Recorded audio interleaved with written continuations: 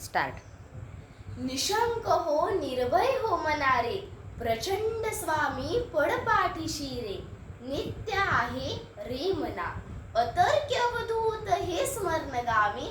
अशक्य हि शक्य करतील स्वामी, अशक्य हि शक्य करतील स्वामी. नमस्कार, माझे नाव पियुषा योगेश पाटील. मी कैश्रीमती व गो शानबाग विद्यालयात इयत्ता 7वी शिकते.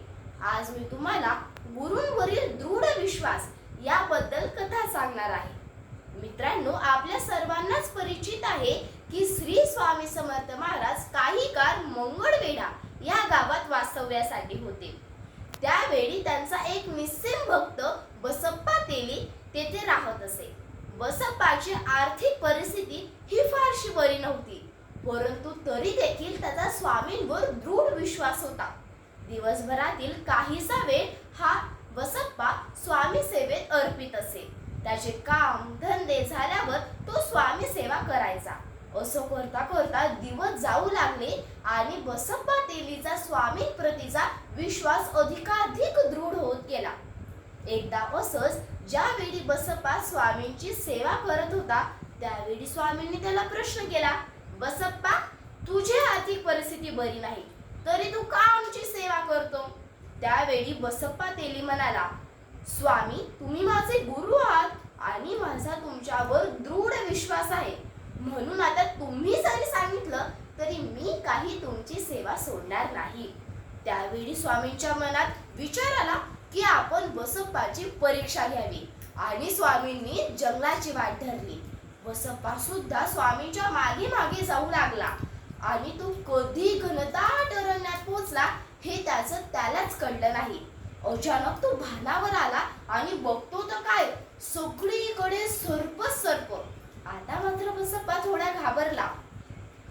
साहजिकच आहे ना, आपण एक साप पाहिला तरी आपण एवढे घाबरतो, इथे तो चहूकडे सापच साप. परंतु तरी देखील त्याने त्याचा विश्वास डगमगू दिला नाही आणि स्वामींवरचा विश्वास तसाच दृढ ठेवला. स्वामी त्याला म्हणाले, बसप्पा, यातील कोणताही एक साप उचल आणि गाठोड्यात ठेव. आणि स्वामींच्या आज्ञेप्रमाणे बसप्पाने ते केलं आणि असं होताच सगळे साप गायब झाले आणि स्वामी सुद्धा अदृश्य झाले.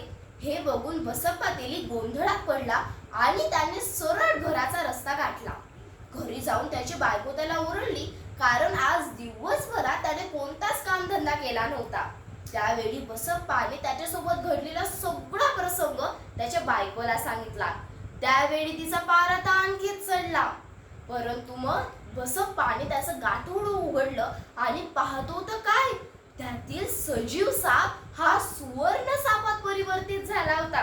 पाहिलत ना मित्रांनो, जर गुरुवरील आपला विश्वास दृढ असेल तर गुरु आपल्याला यशाच्या शिखरापर्यंत नक्कीच पोहोचवतात.